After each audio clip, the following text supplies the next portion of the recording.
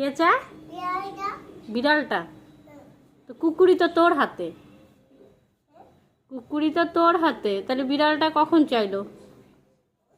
বিড়াল কখন চাইলো?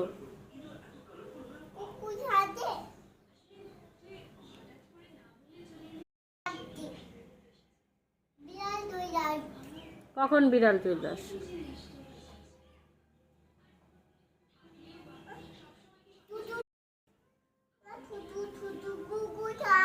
ওরে বাবা রে, এখন কি করা যাবে?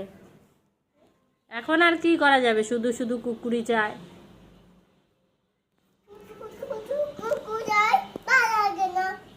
ভাল লাগে না?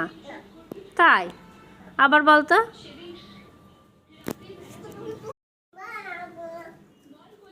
এদিকে তাকায় বল।